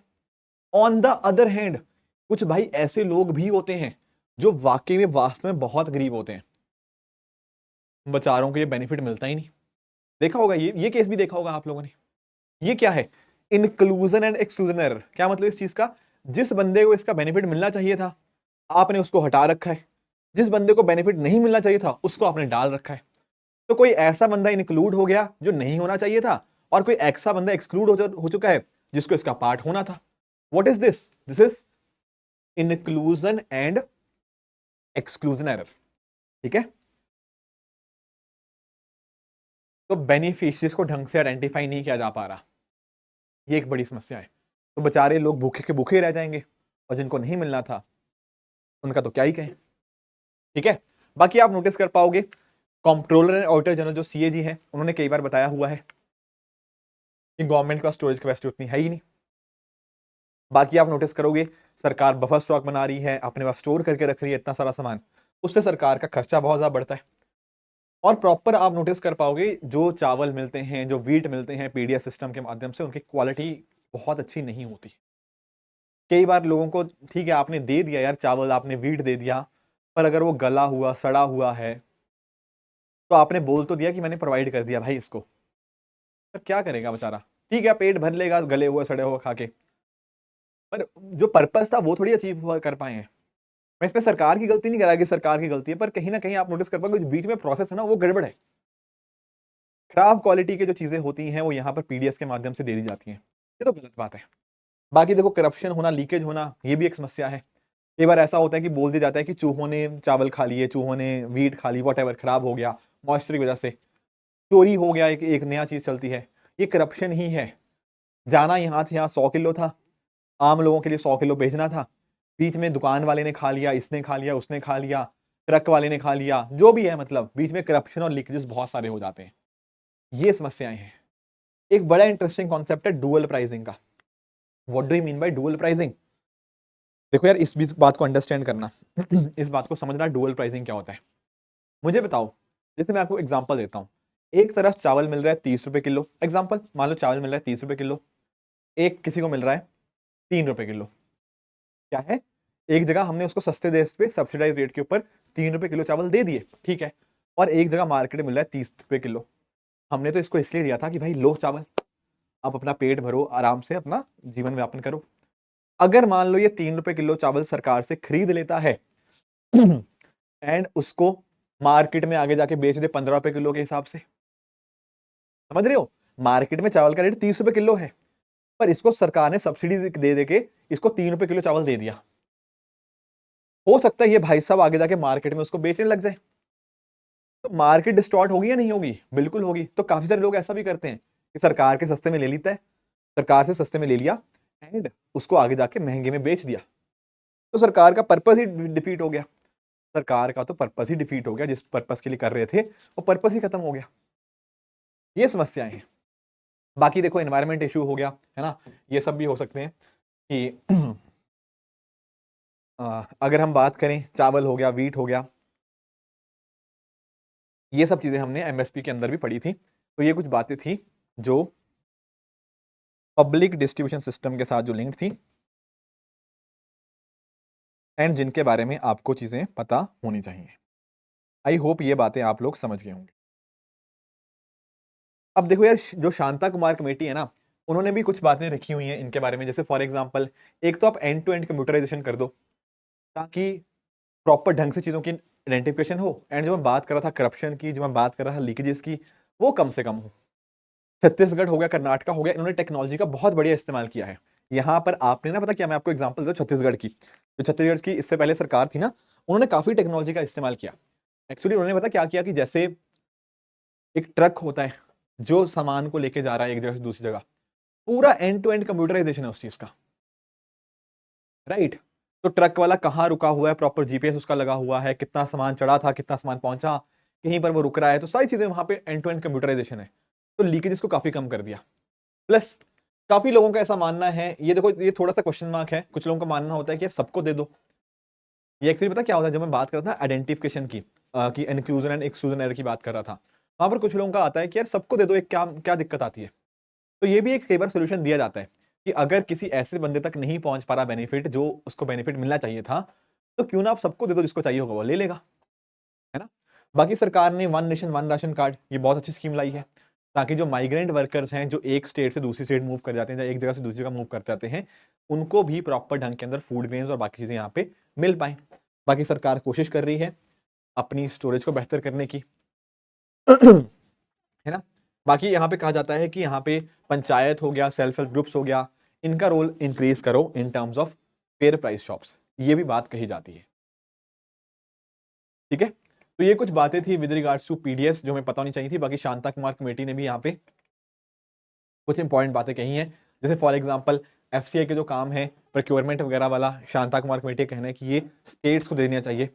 तो स्टेट्स सब काफी लंबे टाइम से काम कर रही हैं, उनको एक्सपीरियंस हो चुका है इस चीज का भी, एंड डेफिनेटली वो अच्छे से ये चीजें कर भी पाएंगी। बेसिकली डिसेंट्रलाइज करने की यहाँ पे बात है। इसके अलावा एफसीआई को अलग अलग काम जो है वो अलग अलग एजेंसीज को दे सकती है, जैसे सेंट्रल वेयर हाउसिंग कॉर्पोरेशन को हो गया, स्टेट वेयर हाउसिंग कॉर्पोरेशन हो गया, प्राइवेट सेक्टर को भी यहाँ पे इंपॉर्टेंट रोल बन सकता है, ऐसा शांता कुमार कमेटी का यहाँ पे कहना है। तो डिसेंट्रलाइज प्रोक्योरमेंट होगा। एक बड़ा इंटरेस्टिंग कॉन्सेप्ट है नेगोशिएबल वेयर हाउसिंग रसीट का, इसको भी हम इस्तेमाल कर सकते हैं, मतलब करते भी हैं इनफैक्ट इसको समझना, ये जो NWR का कॉन्सेप्ट है आखिर है क्या।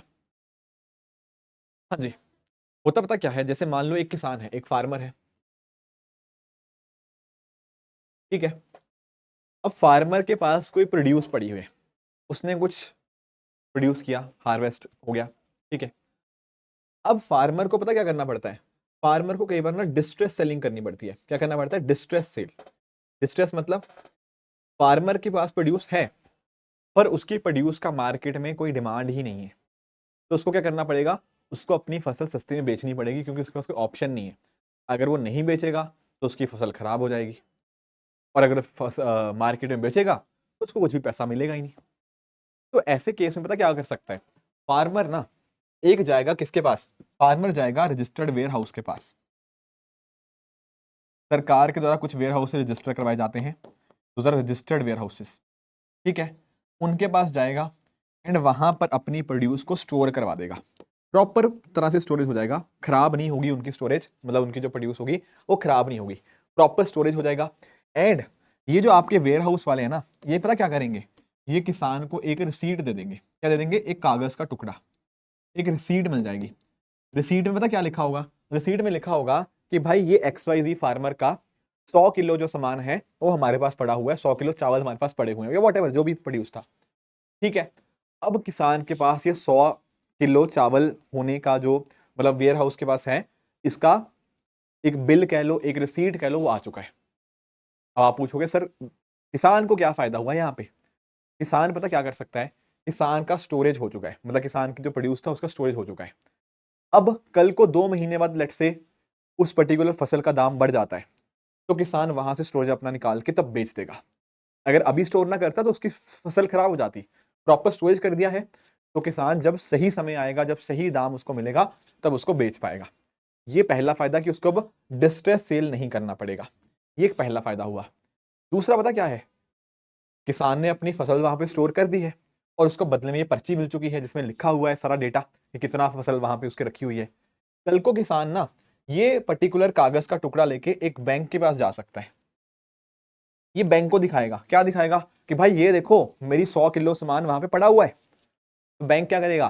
बैंक भाई इसको लोन आसानी से दे देगा इस रिसीट के बदले में, कि 100 रुपया मतलब 100 किलो है अगर, तो उसका कुछ ना कुछ पैसा होगा, कुछ ना कुछ वहां से वो कमा लेगा।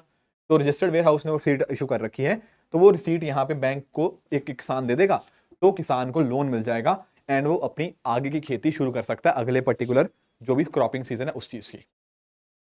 ये पर्टिकुलर कॉन्सेप्ट है NWR का, negotiable warehousing receipts. I hope ये मुद्दा आपको सबको समझ आ गया होगा। इस तरह से ये सिस्टम वर्क करता है, ठीक है। अब यूपीएससी ने भी कुछ सवाल हमसे पूछे हुए हैं, इनको एक बार ट्राई कर लेते हैं। जैसे यहां पे इसने पूछा है the economic cost of food grains to FCI is MSP। और उसके अलावा क्या होता है? मैंने याद करो आपको बताया था, एक होता है आपका प्रोक्योरमेंट प्राइस, वो तो आ चुका है। उसके अलावा क्या पढ़ा था? एक हमने पढ़ा था प्रोक्योरमेंट इंसिडेंटल के बारे में और डिस्ट्रीब्यूशन कॉस्ट के बारे में। ये डायग्राम याद है आप लोगों को? ये वाला डायग्राम ये हमने करा था। प्रोक्योरमेंट प्राइस और कुछ नहीं, ये MSP ही था एंड बाकी हमने यहाँ पे डिस्कस कर लिया। एक क्वेश्चन मेंस में डायरेक्टली आया था कि what are the features of national food security act, उसमें ये सारे फीचर्स लिखने थे। एक क्वेश्चन आया था what are the reasons behind rice wheat system being a success in India. उसके रीजन भी आप समझ गए होंगे। One of the biggest reason is MSP। बाकी चीजें भी हमने डिस्कस करी हैं, तो वो पॉइंट्स भी आप यहाँ पे मेंशन कर सकते हो। अब एक और मुद्दा हमें जो डिस्कस करना है ना, वो दरअसल में इरिगेशन का मुद्दा डिस्कस करना है। इरिगेशन एक बड़ा ही इंपॉर्टेंट कॉन्सेप्ट बन जाता है, तो उसको भी डिस्कस कर लेते हैं कि आखिर ये इरिगेशन का मुद्दा है क्या। आप लोग ना एक चीज अंडरस्टैंड करते होंगे। पहली बात तो आप लोग ना इरिगेशन का मतलब समझो। देखो इरिगेशन का मीनिंग बहुत ही सिंपल है। जब आप पानी का आर्टिफिशियल एप्लीकेशन कर रहे हो ना, उसको बोलते हैं इरिगेशन। क्या मीनिंग हुआ आर्टिफिशियल एप्लीकेशन का? देखो फसलों को पानी चाहिए होता है, मॉइस्चर चाहिए होता है। अब हो सकता है उनको बारिश का पानी मिल जाए, उसके माध्यम से वो पर्टिकुलर जो फसल है वो ग्रो कर जाए। Definitely one aspect is that. पर अगर आप अपने खुद के एंड से, आप अपने आर्टिफिशियल तरह से उन तक पानी पहुंचा रहे हो, उस चीज को बोलाता है इरिगेशन। जैसे हो सकता है मैंने अपने खेत में पानी भर दिया, चाहे वो ट्यूबवेल के माध्यम से था, केनाल के माध्यम से था, टैंक के माध्यम से था, किसी तरह से मैंने अपने खेतों तक पानी पहुंचाया। ये क्या है? This is artificial form of irrigation. ये नेचुरल फॉर्म नहीं, नेचुरल तो बारिश हो रही है। अब पानी की बात करें तो पानी स्टेट सब्जेक्ट है ना। अगर आप अपने शेड्यूल 7 को ओपन अप करोगे, उसमें स्टेट सब्जेक्ट में आपको पानी देखने को मिल जाएगा। अब होता क्या है ना, देश भर की अगर हम बात करें तो आप नोटिस कर पाओगे कि यहाँ पर 60% के आसपास का जो एरिया है ना, वो रेनफेड है। बाकी जो है बाकी जो है वहां पर कहीं ना कहीं इरिगेशन की रिक्वायरमेंट होगी होगी। बाकी जगह अगर बारिश कम हो रही है, उस लेवल तक नहीं हो रही, तो it will definitely require irrigation ना। तो ये एक बड़ी चीज है। बाकी आप एक बात और नोटिस करो, भारत की ना पॉपुलेशन है 130-140 करोड़ के आसपास। लगभग 1/6 से भी ज्यादा पॉपुलेशन भारत में है दुनिया भर की। 17% के आसपास हम कहते हैं कि दुनिया भर की पॉपुलेशन भारत में रहती है। पर हमारे पास रिसोर्सेज कितने हैं? पानी के रिसोर्सेज केवल और केवल 4%। और उसमें क्या अभी 80% कहां पे इस्तेमाल हो जाता है? एग्रीकल्चर के अंदर। तो मुझे बताओ, जब हमारे पास इतनी सारी हैवी पॉपुलेशन है और पानी के रिसोर्सेज नहीं है, तो डेफिनेटली इरिगेशन का मुद्दा बहुत बड़ा एक कंसर्न बन जाता है भारत के अंदर, है कि नहीं? तो इरिगेशन एक बहुत बड़ा चैलेंज भी है। कैसे हम अपने प्रॉपर इरिगेशन पहुंचाएं अलग अलग लोगों तक, ये बहुत बड़ी इंपॉर्टेंट चीज है। इनफैक्ट जैसे मैंने आपको बताया, जैसे हाई यील्डिंग वैरायटी सीड्स की हम बात कर रहा था, HYV सीड्स की, जब मैं बात कर रहा था ग्रीन रेवोल्यूशन की, तो ग्रीन रेवोल्यूशन के समय हाई यील्डिंग वैरायटी सीड्स तो डेफिनेटली थे। पर हाई यील्डिंग वैरायटी सीड्स को अच्छे से काम करने के लिए किस चीज की जरूरत है? उनको इरिगेशन की जरूरत है। हाई यील्डिंग वैरायटी सीड्स का आउटपुट तभी आएगा जब अच्छे क्वालिटी के सीड्स, सॉरी, अच्छा पानी उनको मिलेगा, अदरवाइज उसका कोई फायदा नहीं है। तो गुड क्वालिटी इरिगेशन या अच्छी खासी मात्रा में इरिगेशन यहाँ भी रिक्वायर्ड है। प्लस मैंने आपको बताया कि कैसे इंडिया राइस हो गया, शुगर केन हो गया, इनका खूब सारा प्रोडक्शन कर रहा है। एंड इनको क्या बोलते हैं? इनको हम बोलते हैं वाटर इंटेंसिव क्रॉप्स, आप इनको कह सकते हो, या फिर आप इनको वाटर गजलिंग क्रॉप्स भी कह सकते हो। क्योंकि इनको ग्रो करना ना बहुत मुश्किल है, बहुत सारा पानी चाहिए। मैंने जैसे आपको चावल का एग्जांपल दिया था 3000 से 5000 लीटर का, इसी तरह से शुगर केन को भी ना बहुत सारा पानी चाहिए होता है in order to grow that particular crop. ठीक है। अब दोस्तों, जब हम बात करते हैं ना इरिगेशन की, ये कोई नया कॉन्सेप्ट नहीं है इरिगेशन, ये सदियों से चला आ रहा है। फॉर एग्जाम्पल, अगर आप लोगों ने हिस्ट्री अपनी अच्छे से पढ़ी होगी, तो आप लोगों ने अंडरस्टैंड किया होगा कि कैसे हड़प्पा के टाइम के ऊपर भी, हड़प्पन सिविलाइजेशन में भी हमें एग्जाम्पल्स देखने को मिल जाते हैं। जैसे धोलावीरा आप लोगों ने सुना होगा, वहां पर भी प्रॉपर इरिगेशन सिस्टम था, है ना। यूपीएससी ने क्वेश्चन भी पूछा, आई थिंक 2021 में पूछा था शायद। ठीक है, यहां पर भी आप देखते हो टैंक्स का इस्तेमाल होता था, यहां पर भी आप देखते हो अपने वेल्स का इस्तेमाल होता था, है कि नहीं? इनफैक्ट इसके बाद भी आप लोग नोटिस करते हो, जैसे आपकी ककातिया सिस्टम हो गया, है ना, उनका भी काफी अच्छा वेल डेवलप्ड ड्रेनेज सिस्टम था। चोला एम्पायर की अगर हम बात करते हैं, वहां पर भी आपको अच्छा खासा आपको सिस्टम देखने को मिल जाएगा। इनफैक्ट अगर आप लोगों ने तुगलक डायनेस्टी की बात करी होगी, आप लोगों ने फिरोज शाह तुगलक के बारे में सुना होगा, हिस्ट्री के अंदर आप इनके बारे में पढ़ते हो। फिरोज शाह तुगलक ने भी बहुत सारी कैनाल्स वगैरह यहाँ पे बनाई थी, है कि नहीं? तो यानी कि इरिगेशन की इंपॉर्टेंस ना आज नहीं हमने समझी, हम कई सदियों से इरिगेशन की इंपॉर्टेंस हम जानते हैं। एंड इनफैक्ट अगर हम बात करें, तो आप लोग ना डॉक्टर एम या सर एम विश्वेश्वरैया जी के बारे में भी जानते होंगे। हर साल जो हम इंजीनियर्स डे सेलिब्रेट करते हैं, वो इन्हीं के दिन के ऊपर सेलिब्रेट करते हैं, इन्हीं के बर्थडे के ऊपर हम सेलिब्रेट करते हैं 15 सितंबर को। इनका भी बहुत इंपॉर्टेंट रोल रहा। जैसे for example block irrigation system हो गया, वो यहाँ पे इनको डेवलप करने के अंदर इनका बहुत इंपॉर्टेंट रोल रहा।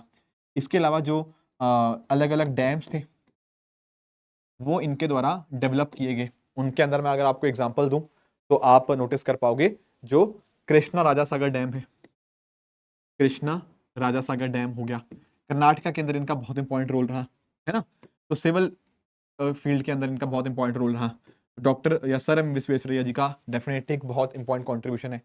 तो इरिगेशन की इंपॉर्टेंस हमने हमेशा समझी है, इसमें कोई डाउट की बात नहीं है। पर इरिगेशन को और अंडरस्टैंड करना होगा, अलग अलग टेक्निक्स पढ़नी होंगी। उससे पहले हमें ना कुछ एक बेसिक कंसेप्ट हमें समझने होंगे। क्या करना होगा? कुछ हमें बेसिक कंसेप्ट समझने होंगे। जैसे एक कॉन्सेप्ट होता है आपका नेट सोन एरिया का। इसी का कॉन्सेप्ट होता है आपका नेट सोन एरिया। नाम में क्या है? Net sown area. क्या मतलब हो सकता है इसका?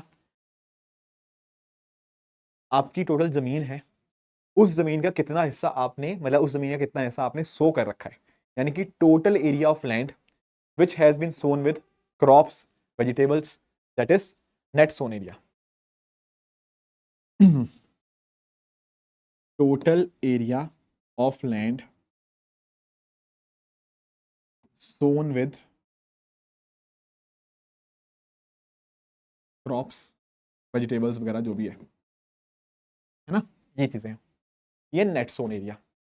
पर देखो कई बार पता क्या होता है, कई बार हम एक ही फसल मतलब एक ही खेत के ऊपर ना बार बार फसल लगाते हैं। जैसे फॉर एग्जांपल लेट से अभी अप्रैल से लेकर अक्टूबर तक हमने एक बार लगा लिया, फिर उसको काट दिया, बाद में उसको दूसरी बार लगा लिया।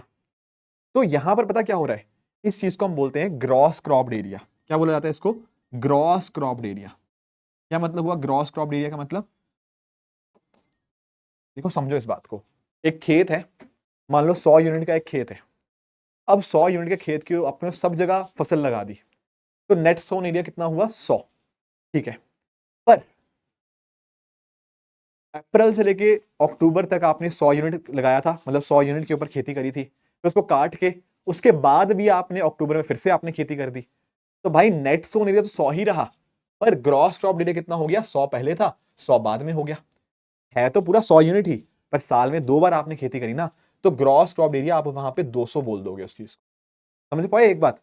है तो एरिया कितना था जिसपे खेती करी? 100 यूनिट, तो वो हो गया नेट सोन एरिया, पर उसको हमने 2 बार साल में किया, तो इसलिए क्या हो जाएगा, उसको हम बोलते हैं ग्रॉस क्रॉप एरिया, वो हो जाएगा 200 यूनिट। इसी चीज को ना बोलते हैं क्रॉपिंग इंटेंसिटी। क्या बोलते हैं इसी चीज को? Cropping intensity. क्रॉपिंग इंटेंसिटी का मतलब क्या हुआ? क्रॉपिंग इंटेंसिटी का मतलब होता है आपका gross cropped area divided by, या ग्रॉस सोन, हाँ, ग्रॉस क्रॉप्ड एरिया कह लो या सोन एरिया कह लो, एक ही बात है। Gross cropped area divide by net sown area. ठीक है, ये बात आपको यहां पे पता होनी चाहिए, ग्रॉस क्रॉप्ड एरिया वर नेट सोन एरिया। ठीक है, ये कुछ बातें थी। इसके अलावा एक चीज और होती है जो हमें पता होनी चाहिए, वाटर यूज एफिशिएंसी के बारे में। किसके बारे में? वाटर यूज एफिशिएंसी के बारे में। What is water use efficiency? मैं आपको एग्जांपल देता हूं। देखो मान लो आपके पास खेत है, अब खेत के अंदर आपने खूब पानी भर दिया, खूब पानी भर दिया। ठीक है, आपने पानी तो भर दिया खेत के अंदर, पर क्या जो आपने पानी भरा वो वाकई में जो प्लांट का ग्रोथ थी उसके अंदर कंट्रीब्यूट कर रहा है या नहीं कर रहा? कहने का मतलब क्या, लेट से आप 100 यूनिट पानी लगा रहे हो, 100 लीटर पानी आपने दे दिया, क्या 100 का 100 लीटर पानी पौधे की ग्रोथ के अंदर कंट्रीब्यूट किया? Answer is no. हो सकता है सिर्फ 40 लीटर कंट्रीब्यूट किया हो। तो इसको बोलते हैं वाटर यूज एफिशिएंसी। आप लोगों ने कई बार देखा हो ना कि कई लोग खेतों को पानी से भर देते हैं, उस चीज को हम बोलते हैं फ्लड इरिगेशन, कि आपने खेत को पानी से भर दिया। तो फ्लड इरिगेशन में पता क्या हुआ, आपने खूब सारा पानी दे दिया, अब सारा का सारा पानी तो पौधे ने इस्तेमाल नहीं किया अपनी ग्रोथ के अंदर, कुछ वेपोरेट हो गया, कुछ वेस्ट हो गया।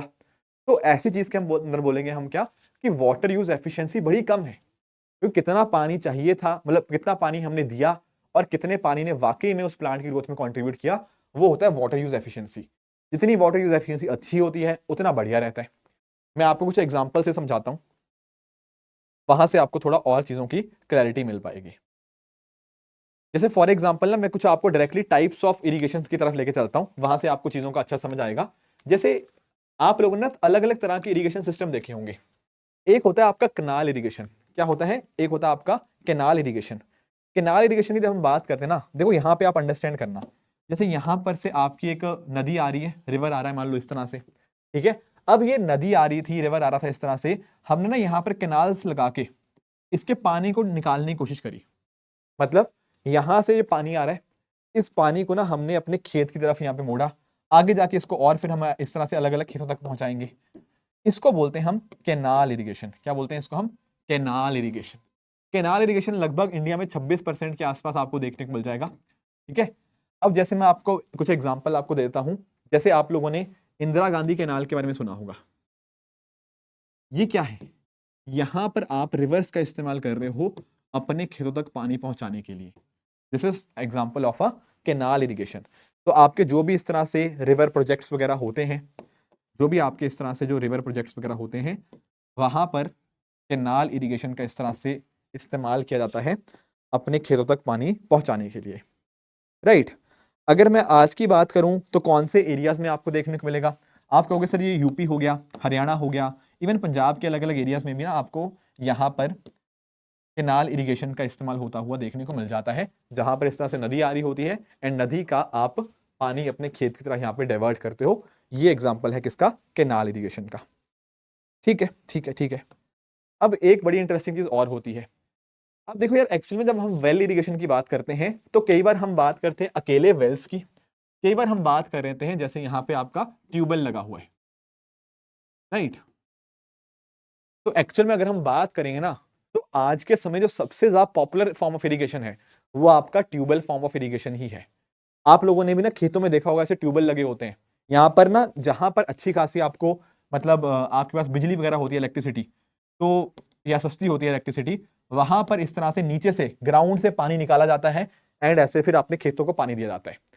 दोस्तों ऐसा बताया जाता है कि अगर हम बात करें जैसे वेल्स होते हैं, आपके कुएं होते हैं, तो कुएं नॉर्मली ना वहां पे होते हैं जहां पर लेट से मतलब 4-5 मीटर तक, ठीक है, 4-5 मीटर तक आपको पानी मिल जाता है, वहां पर आप कुओं का इस्तेमाल कर लेते हो, वेल्स का। और अगर और नीचे जाना, मान लो 15 मीटर या उससे भी ज्यादा नीचे जाना है, तो वहां पर आप बहुत नीचे से, धरती के नीचे से, जमीन के नीचे से, वहां पर आप ट्यूबवेल का इस्तेमाल करते हो, वहां से पानी निकाला जाता है एंड ऐसे यहाँ पे प्रोवाइड किया जाता है। तो कोई आपसे पूछे which is the most popular form of irrigation today, आप उसको बोलोगे जो ट्यूबवेल फॉर्म ऑफ इरिगेशन है ना, that is the most popular form of irrigation in today times. ठीक है, ठीक है, ठीक है। अब एक चीज आप नोटिस करोगे, अगर हम बात करें सदर्न इंडिया की, सदर्न इंडिया के अंदर आप जानते हो जो रॉक्स होती हैं, जो आपकी चट्टानी होती हैं, जो आपकी मिट्टी होती है, वो हार्ड रॉक्स होती हैं। तो साउथ इंडिया के अंदर उतना प्रेवलेंट आपको नहीं देखने को मिलेगा, ठीक है, साउथ इंडिया के अंदर इसके ज्यादा आपको केसेस नहीं देखने को मिलेंगे ट्यूबवेल वाले सिस्टम के अंदर। नदर्न इंडिया के अंदर खूब आपको ट्यूबवेल देखने को मिल जाएगा, नदर्न इंडिया के अंदर आपको खूब देखने को मिल जाएगा। साउथ इंडिया के अंदर ऐसे केसेस देखने को कम मिलते हैं, क्योंकि वहां पे जो रॉक्स है, जो नीचे धरती नीचे चट्टाने हैं, है ना, जो मिट्टी है, वो थोड़ा सिस्टम उसका अलग है, इसलिए पेनिनसुलर पार्ट्स के अंदर आपको यहाँ पे कम देखने को मिलता है। तो आप नोटिस कर पाओगे इसकी अच्छाई क्या है, हम खूब पानी दे सकते हैं, पर समस्या यही है, आपने देखा होगा पंजाब और काफी सारे एरियाज के अंदर जो ग्राउंड वाटर टेबल है ना, जो ग्राउंड वाटर टेबल है वो काफी नीचे जा चुका है। क्यों? क्योंकि हमने इतना पानी नीचे से निकाल लिया, इतना पानी नीचे से निकाल लिया कि पानी की शॉर्टेज हो जाएगी आने वाले समय के अंदर, है ना। तो ये कुछ समस्याएं हमें यहाँ पे देखने को मिल जाती हैं। एक और पॉपुलर फॉर्म ऑफ इरिगेशन है जो कि यहाँ पे टैंक फॉर्म ऑफ इरिगेशन है। होता क्या है, इस तरह से ना एक बड़ा सा एरिया बना लिया जाता है, यहां पर पानी स्टोर किया जाता है, ये होता है टैंक। यहां पर टैंक बन गया। ये जो टैंक फॉर्म ऑफ इरिगेशन है आपका साउथ इंडिया के अंदर आपको खूब देखने को मिलेगा। जैसे खासकर मैं आंध्र प्रदेश की बात करूं, तेलंगाना की बात करूं, आपके तमिलनाडु की बात करूं, है ना, इन स्टेट्स के अंदर, सदर्न इंडिया के अंदर आपको जो मेजर फॉर्म आपको इरिगेशन का प्रेवलेंट है वो आपका टैंक फॉर्म ऑफ इरिगेशन है, जहां पर आप इस तरह से एक टैंक बना के उसके अंदर आप क्या करते हो, आप प्रॉपर वाटर स्टोरेज करते हो एंड फिर इस चीज का इस्तेमाल कर लिया जाता है आपके इरिगेशन पर्पसेस के लिए। अब देखो यार, किसी भी फॉर्म ऑफ इरिगेशन की बात करूं, ये तो सारे हमने पढ़े ना, चाहे टैंक इरिगेशन की बात करी आपने, बात करी किस चीज की, वेल इरिगेशन की बात करी आपने, बात करी कैनाल इरिगेशन की, ये सारे क्या हैं, ये फ्लड इरिगेशन है। ठीक है, आपने भर दिया खेत को पानी से, आप भर देते हो इस तरह से, खूब पानी को भर देते हो खेत से, खेत को पानी से। तो ये समस्याएं क्या है, वाटर यूज एफिशिएंसी कम है, पानी खूब दे रहे हो, पानी खूब लगा रहे हो, पर पौधे की ग्रोथ के लिए जो पानी मिलना चाहिए वो कम है, कुछ वेपोरेट हो गया, कुछ वेस्ट हो गया, है ना, कई बार सॉइल इरोजन हो जाती है उसकी वजह से। तो क्या कुछ इससे बढ़िया फॉर्म ऑफ इरिगेशन भी आ चुके हैं? आंसर इज यस, बिल्कुल आए हैं। मैं आपको एग्जांपल देता हूं, जैसे आप यहां पे नोटिस करोगे, ये क्या है, ये ड्रिप इरिगेशन है, ठीक है, इसको टपका सिंचाई भी बोलते हैं। यहां पर आप नोटिस कर पाओगे इस तरह से पाइप लगी हुई है, ये वाली पाइप, यहां पर टप टप टप एक एक बूंद करके यहां पे पानी गिरेगा। कहां पे पानी जाएगा? डायरेक्टली इसकी जड़ के ऊपर, रूट की तरफ हम यहाँ पे पानी डाइवर्ट कर रहे हैं, और एक एक बूंद करके पानी जा रहा है। अब ऐसे ऐसे धीरे धीरे करके पानी जाएगा, इसका फायदा क्या है? पहली बात तो यहाँ पर वाटर यूज एफिशिएंसी बहुत अच्छी है, पानी का कम इस्तेमाल है, और उससे आउटपुट जो आएगा, फसल के अंदर जो ग्रोथ होगी वो अच्छी खासी है।